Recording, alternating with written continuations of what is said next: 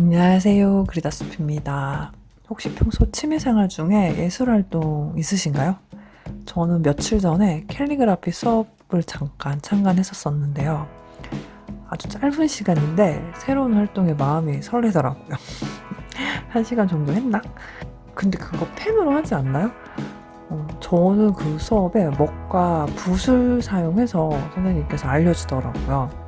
제가 그림을 그리니까 켈리도 이제 쉽게 할 거라는 생각을 하시더라고요. 전혀 아니거든요. 선생님께서 칭찬을 많이 해주셨는데 다들 열심히 하는 분위기이기도 하고 그러니까 열심히 하고 싶더라고요. 기초부터 차근히 좀 제대로 배워볼까 하는 생각을 살짝 했습니다. 근데 여러분들도 이런 생각 한 적 있지 않으세요? 왜 취미생활로 잠깐 좀 배웠는데 제대로 하고 싶은 거죠. 또 선생님께서 막 칭찬해 주시니까 조금만 배우면 뭐 잘할 것 같고 그래서 막 동호회나 학원도 찾아보게 되고 재료도 막 이것저것 구입하고 알죠? 재료 살 때 기분 제일 좋잖아요. 그래서 설레는 마음으로 초반에 바짝 열심히 하다가 또 어느 순간 마음이 사그라들고 저도 비슷한 경험을 너무 많이 해봤기 때문에 잘 압니다. 그래서 이번 켈리도 이런 마음이 생기더라고요. 선생님 강의하는 것도 좀 여쭤보고 집에 올 때 예쁘고 괜찮은 펜들 온라인에서 저도 모르게 막 찾고 있더라고요. 예술활동 시작할 때 저와 비슷한 생각, 경험 이렇게 많이 해보셨을 텐데 대부분 흐지부지하게 좀 끝날 때가 많죠. 끝까지 못할 건데 뭐하러 시작해? 뭘 좀 해보려고 이것저것 사들인 재료만 창고에 한가득인데 뭐 결국 아무것도 제대로 못했잖아. 어차피 예쁜 쓰레기일 건데 이렇게 무의식적으로 자신의 한계를 정하게 되는 거죠.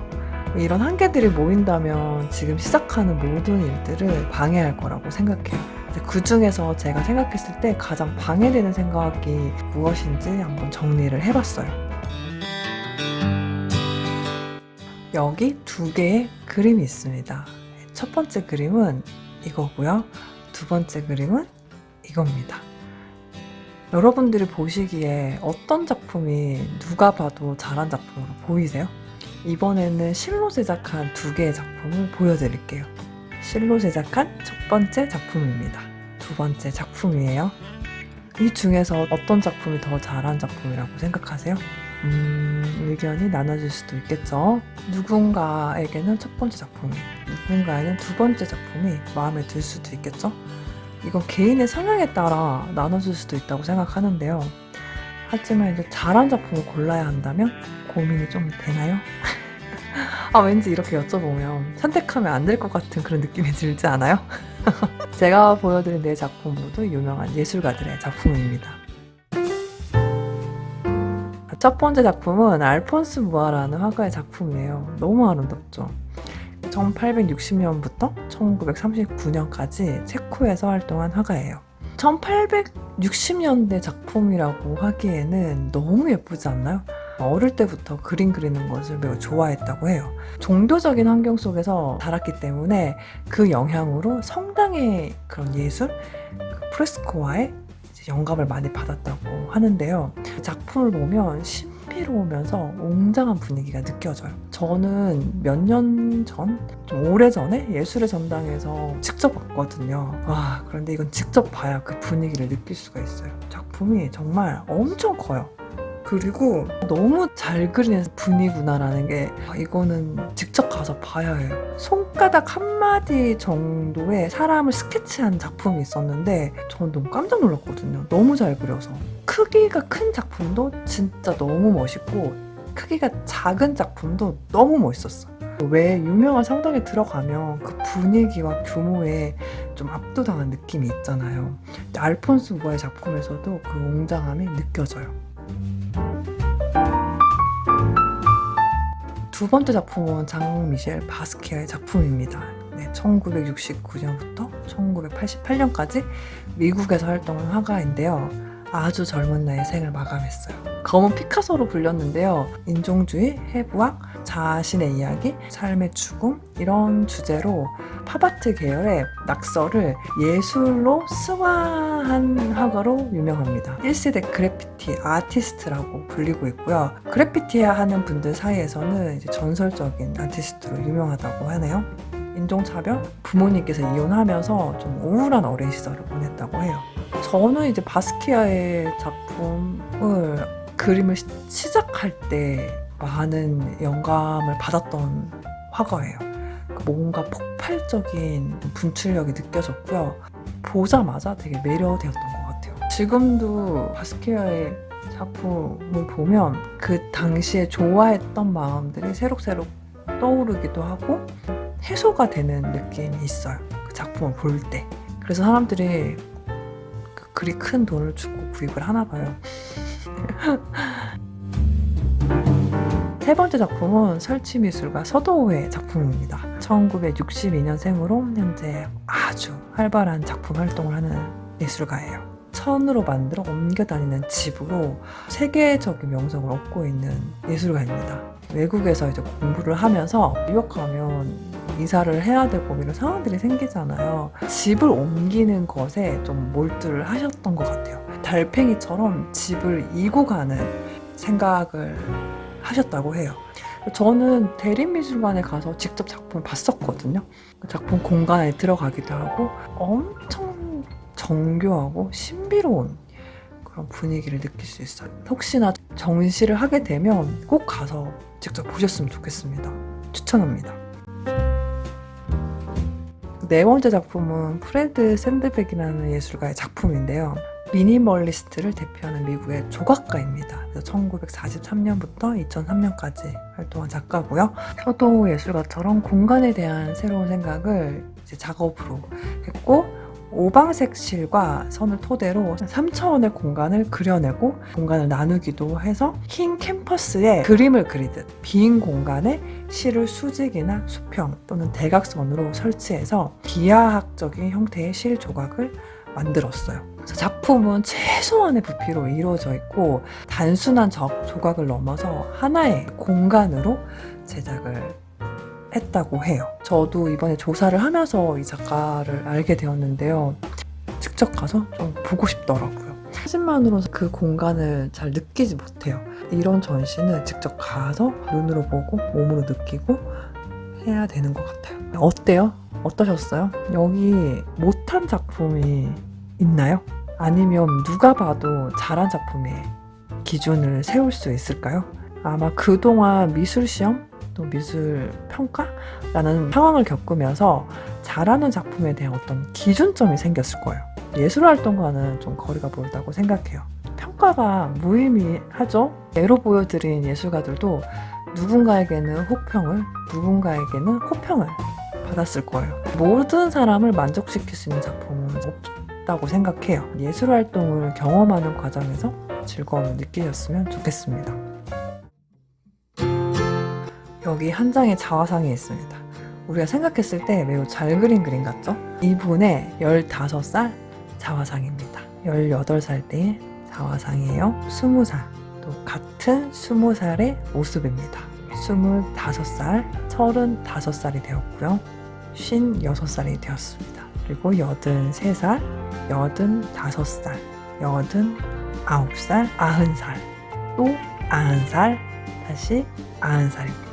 그리고 마지막에 90살입니다. 누구의 자화상일까요? 맞아요. 여러분들이 아는 바로 파블로 피카소입니다. 피카소를 천재라고 하는데 혹시 공감하세요? 어린아이 같은 이 그림을 어떻게 천재라고 하는지 이해가 안 가는 분들이 계실 텐데요. 여러분들이 생각하는 것과 달리 연습량이 엄청났다고 해요. 자, 여기 소 그림이 있습니다. 역시 피카소의 작품이에요. 지금 생각하는 피카소의 작품과 많이 다르죠. 맞아요. 여러분들이 봤던 그 그림은 끊임없는 노력에 의해 만들어진 작품이에요. 이 소가 어떻게 변화하는지, 어떤 노력을 했는지 한번 볼까요?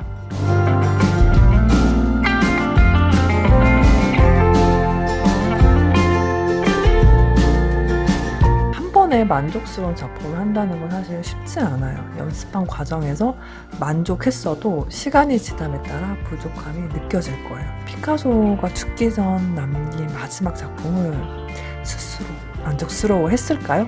알 수는 없겠죠. 하지만 저는 아니었을 것 같아요. 제가 만난 모든 작가 선생님들도 전시가 끝나고 나 정말 너무 만족스러운 전시였어 라고 하는 작가 선생님들은 보지 못했습니다. 모든 과정이 연습이라고 받아들이면 좀 더 쉽게 예술 활동을 할 수 있지 않을까요? 고수는 장비 탓을 하지 않는다라는 말이 있죠. 좋은 재료를 사용하면 기분은 좋지만 그렇다고 해서 작품의 퀄리티가 좋아지진 않아요. 제가 며칠 전에 수채화로 수업을 한 적이 있는데요. 학생들에게 재료를 제공해 줄 수 있는 그런 수업이어가지고 아주 좋은 수채화 종이에 아주 좋은 붓과 물감을 사용했어요. 그때 학생 한 분이 그러시더라고요. 종이가 달라서 그림이 잘 그려지는 것 같다고. 네, 맞는 말이에요. 그 느낌이 있잖아요. 수채화 써보신 분들은 아시겠지만 종이가 일어나는 경험을 좀 많이 하게 되죠. 근데 수채화 전용 종이는 여러 번 덧칠을 해도 종이가 잘 일어나지 않은 장점이 있어요. 아주 튼튼한 종이죠. 이제 수채화를 많이 쓰다 보면 붓이 먹는 물의 양과 물감 종이 표면에서 느껴지는 붓끝 감촉이 있는데 이 감촉만 알면 어떤 종이를 쓰더라도 또 붓을 쓰더라도 물감을 쓰더라도 그 특징에 맞게 그림을 그릴 수 있어요. 좋은 재료는 조금 더 편하게 재료의 특성을 잘 살릴 수 있는 도구일 뿐이지 그렇다고 해서 문제가 되진 않거든요. 제가 만난 작가님 중에서도 학생들이 학교에 버리고 간 목탄을 모아가지고 작업하신 선생님이 계셨어요. 목탄으로 그린 풍력 작품이 정말 멋졌거든요. 요리를 잘하는 분이라면 본인이 사용하는 전문 도구가 있겠지만 다이소에서 파는 도구를 쓰더라도 요리를 못하진 않잖아요. 조금 불편은 하겠지만 장비가 실력에 영향을 많이 끼치는 건 아니에요. 무조건 좋은 재료가 있다고 해서 실력이 향상되는 것은 아니니까 형편에 맞게 단계별 실력에 맞는 재료를 사용하길 추천합니다. 연필만으로도 멋진 작품을 그릴 수 있죠. 아시죠?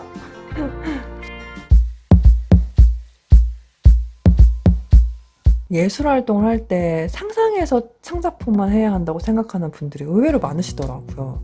그러니까 전시회를 열기 위해서 또 상업적 작품이 아니라면 여러분 보고해도 괜찮습니다.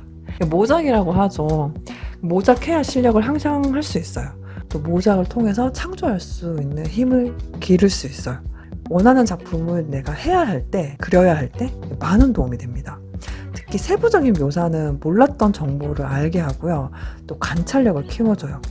관찰력 정말 중요하거든요. 그래서 원하는 느낌의 작품이 있다면 지속해서 찾아보고 또 내 작업에 어떻게 대입할 수 있을지 끊임없이 고민해야만 합니다. 새로운 것을 배운다는 마음으로 많은 예술 작품을 보고 습득하면 좋겠습니다. 그것이 그림이든 만들기든. 그래서 모작의 과정 모두 연습의 일부입니다.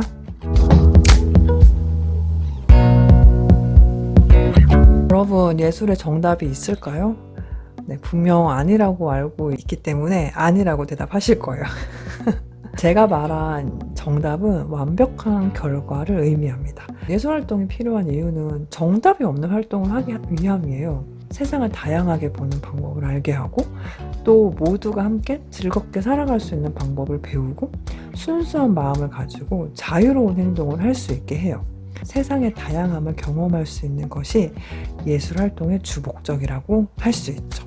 이렇게 포용할 수 있는 활동이야말로 이제 예술 활동의 긍정적인 면이라고 생각합니다. 여러분, 예술 활동에 정답은 없습니다.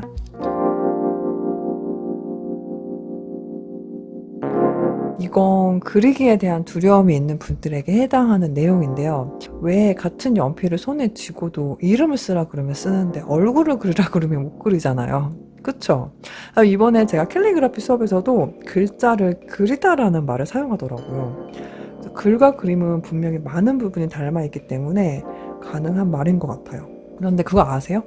오히려 아이일 때 그리다와 쓰다의 경계가 없어요. 나이가 들면 우리가 구분하게 되죠. 이제부터는 그림을 쓰고 글을 그려보는 건 어떨까요? 나의 이름을 쉽게 적을 수 있는 것처럼 이름을 그림으로 쉽게 그려보는 거예요. 나만의 그림으로 이름을 만드는 거죠. 일상생활의 많은 부분을 예술로 접하고 있으니까 너무 그 한계를 두지 않았으면 좋겠어요. 인식을 조금만 바꿔도 일상이 즐거워진다는 거 아시죠?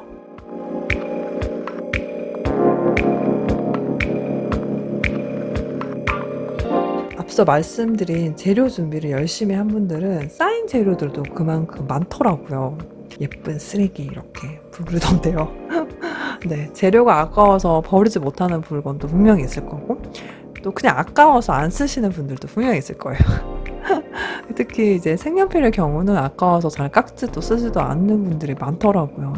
예쁜 쓰레기는 예쁨으로써 그 쓸모를 다한 거라는 말이 있던데, 여러분 계속 말씀드리지만 미술 재료는 소모품입니다. 다 쓴 후에 그 뿌듯함과 또 새로 구입한다는 설레임을 느끼실 수 있을 거예요. 거기에 실력 향상은 덤입니다. 덤. 가장 좋은 건 실력에 맞는 재료를 적당하게 구입을 하고 잘 사용해서 예쁜 쓰레기를 만들지 않아야 해요. 아셨죠?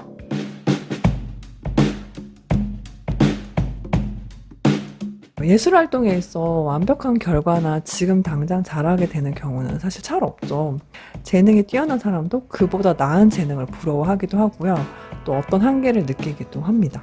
그러니까 우리가 예술 활동을 하는 이유와 목적을 생각해 보면 과정에서 오는 즐거움이 많을 거예요. 이것만으로도 우리는 예술의 긍정적인 면을 사용하고 있다고 생각해요. 지금 당장 좋은 결과가 나오지 않더라도 자신을 조금씩 믿고 즐겁게 시작해 보면 어떨까요? 제가 응원하겠습니다. 네, 화이팅! 저는 다음 영상에서 뵙겠습니다. 안녕!